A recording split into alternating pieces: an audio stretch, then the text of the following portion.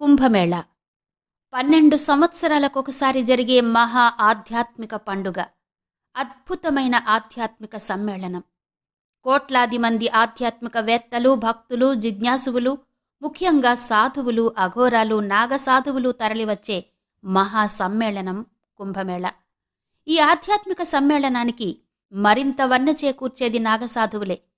ఒక విధంగా చెప్పాలంటే నాగసాధువుల ప్రస్తావన లేకుండా మహాకుంభమేళా అసంపూర్ణమనే చెప్పాలి. అంతటి ప్రాధాన్యత ఉంది కుంభమేళాలో నాగసాధువులకు. అసలు కుంభమేళాకు నాగసాధువులకు సంబంధమేంటి? కుంభమేళాలో మాత్రమే నాగసాధువులు ఎందుకు కనబడతారు? మిగిలిన రోజుల్లో ఎక్కడుంటారు? అసలెవరీ నాగసాధువులు? ఇలాంటి ఎన్నో ప్రశ్నలకు సమాధానాలు ఈ వీడియోలో.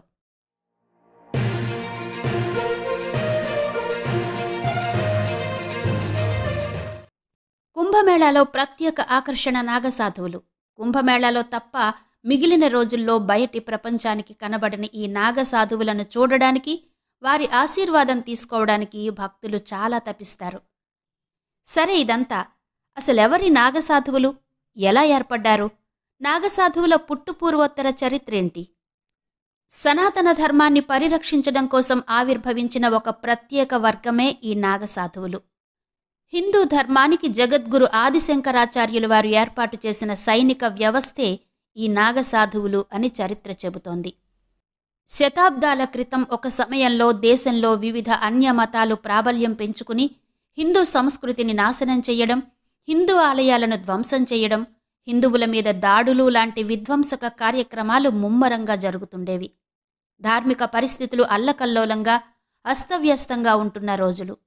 అలాంటి సమయంలో దేశాన్ని ఆ స్థితి నుంచి గట్టెక్కించి సనాతన ధర్మాన్ని పునరుద్ధరించాలన్న ధ్యేయంతో ఆదిశంకరాచార్యుల వారు ఏర్పాటు చేసిన ధర్మ సైన్యమే ఈ నాగసాధువులు, నాగసాధువుల అఖాడాలు. ఆదిశంకరాచార్యుల వారు ఈ నాగసాధువులను విడివిడిగా ఎవరికి వారే అన్నట్టుగా ఉండకుండా అఖాడా వ్యవస్థను ఒక సైనిక వ్యవస్థగా ఏర్పాటు చేసినట్టు చరిత్ర చెబుతోంది. అఖాడా అంటే నాగసాధువుల యుద్ధ శిక్షణ శిబిరం లేదా సమూహం. ఒక్కొక్క అఖాడాకు ఒక నాయకుడుంటారు. ఆ అఖాడాలలో ప్రతి నాగసాధువు యుద్ధ శిక్షణనే కాక వైరాగ్యాన్ని కూడా అలవర్చుకుంటారు. ధర్మరక్షణ అంటే కేవలం ధర్మ బోధనే కాదు, సనాతన ధర్మానికి ఎప్పుడైనా ఏ కాలంలో అయినా హానికర పరిస్థితులు ఏర్పడితే హిందూ ధర్మాన్ని, మన క్షేత్రాలను కాపాడడానికి ఒక ప్రత్యేక సైన్యంగా ఆ కాలంలోనే ఆదిశంకరాచార్యుల వారు ఒక వ్యవస్థను ఏర్పాటు చేసి నాగసాధువులను ఆయుధాలను ఉపయోగించే విధంగా యుద్ధ శిక్షణ ప్రక్రియతో వివిధ అఖాడాలుగా ఏర్పాటు చేశారట. జనసంచారంలోకి రాని వీరి ఉనికి, శక్తి, లక్ష్యం ప్రపంచానికి తెలియడం కోసం వీరందరినీ కుంభమేళాలో ఒక చోటికి చేరమని చెప్పారని, అలాగే శంకర పరంపరలోని ఉత్తరాంనాయ శంకరాచార్యుల వారి మాటకు కట్టుబడి ఉండే విధంగా ఆదిశంకరాచార్యుల వారు నాగసాధువులకు మార్గదర్శనం చేసినట్టు చారిత్రక కథనాలు చెబుతున్నాయి. అయితే నిజంగా శంకరాచార్యుల వారిచే ఏర్పాటు చేయబడిన ఈ హిందుత్వ సైన్యంగా పరిగణించే నాగసాధువులు హిందుత్వ ధర్మయుద్ధం చేసిన సందర్భాలున్నాయా అంటే ఉన్నాయనే చెబుతున్నాయి చారిత్రక కథనాలు. ఔరంగజేబు కాశీ విశ్వనాథ మందిరంపై తన సైన్యంతో దండయాత్ర చేసినప్పుడు నాగసాధువులే వచ్చి అతడి సైన్యాన్ని ఊచకోత కోశారట.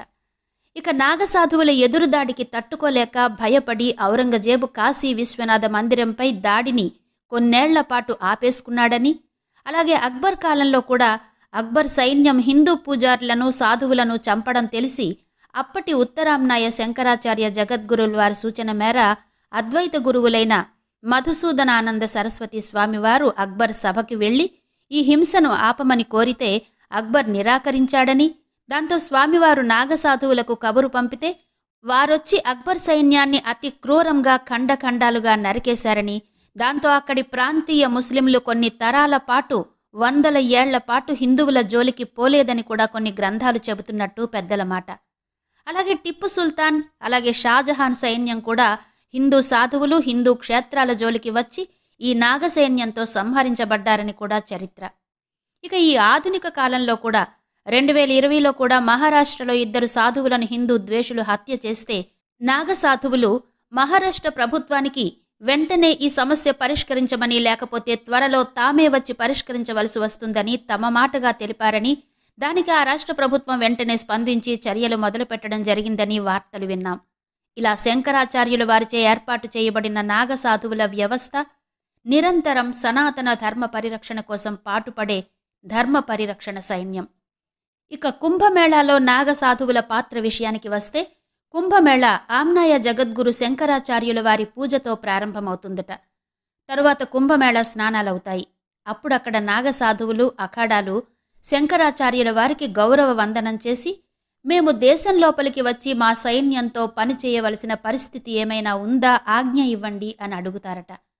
అంత పరిస్థితి ఇంకా రాలేదు, వచ్చినప్పుడు కబురు పంపిస్తాము అని సమాధానమిచ్చి పంపిస్తారు ఉత్తరామ్నాయ జగద్గురు శంకరాచార్యుల వారు.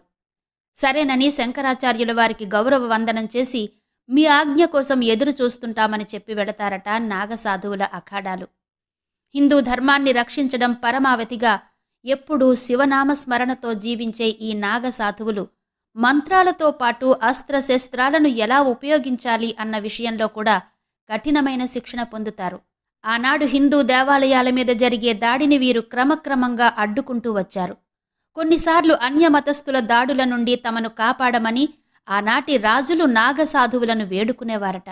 దీనిని బట్టే వీరి బలమేంటో, ధర్మ పరిరక్షణలో నాగసాధువులు ఎంతటి పాత్రను పోషించారో అర్థమవుతుంది. నిజానికి ఆనాడు ఈ నాగసాధువుల సంఖ్య కంటే ఎన్నో రెట్లు అధికమైన అరబ్బుల సైన్యాన్ని కూడా ఊచకోత కోయడం చూసి ఆనాటి పండితులు అనేక మంది రుద్రులు ఒక్కసారిగా వచ్చి రక్తంతో విలయతాండవం ఆడినట్టుగా ఉంది అని వర్ణించేవారట తమ రచనల్లో. నిరంతరం ధ్యానంలోనే ఉంటామని, సమాజానికి దూరంగా భగవంతుని ముందు ప్రమాణం చేస్తారు నాగసాధువులు. అందుకే జనాలకు, జనావాసాలకు దూరంగా ఎక్కడో అడవులలో, కొండల మీద రహస్యంగా ఎవ్వరికీ కనబడకుండా అదృశ్యంగా తపోసాధనలో జీవిస్తారు. కుంభమేళా వంటి ప్రత్యేక సందర్భాల్లో మాత్రమే పుణ్యస్నానాల కోసం బయటకొస్తారు. అదే సమయంలో అందరూ నాగసాధువులు కలుసుకుంటారు. తమ ఆలోచనలు, తమ కార్యాచరణలు ఒకరితో ఒకరు చర్చించుకుని సనాతన ధర్మ పరిరక్షణ కార్యక్రమాలను చర్చించుకుంటారు. వారి కార్యాచరణలకు, చర్చలకు ఈ కుంభమేళాయే వేదిక. కుంభమేళా తరువాత తిరిగి పర్వత శిఖరాలు, అడవులు ఇలా తమ రహస్య స్థావరాలకు చేరుకుంటారు. నాగసాధువులు సాధారణంగా వస్త్రాలను ధరించరు, ఎక్కువగా నగ్నంగా ఉంటారు. వీరు ఆకాశాన్ని తన దుస్తులుగా భావిస్తారట. కఠినమైన తపస్సు చేస్తారు. గొప్ప శివభక్తులు. వివిధ అఖాడాలు అంటే అఘోరాలు, నాగసాధువుల స్థావరాలు వారితో సంబంధాలుంటాయి. నాగసాధువులు కేవలం తపస్సు, ధ్యానం మాత్రమే కాదు, యుద్ధ విద్యలలో కూడా ఆరితేరిన వారుగా ఉంటారు. కత్తి, త్రిశూలం, గద వంటి ఆయుధాలను ఎలా ఉపయోగించాలన్న విషయంలో కూడా బాగా శిక్షణ పొంది ఉంటారు. నాగసాధువులు కుంభమేళా జరిగే సమయంలో తప్ప ఎప్పుడూ కనిపించరు. సాధారణంగా హిమాలయాల్లో ఉండే నాగసాధువులు కుంభమేళా సమయంలో మాత్రమే ఇక్కడికి చేరుకుంటారు. అయితే హిమాలయాల నుండి ఎన్ని వేల కిలోమీటర్ల దూరం ఉన్నా మధ్యలో ఎక్కడా వీరు తారసపడరు. ఇన్ని వేల మంది నాగసాధువులు ఒక్కసారిగా ఎలా వస్తున్నారన్నది ఇప్పటికీ పెద్ద ప్రశ్నే.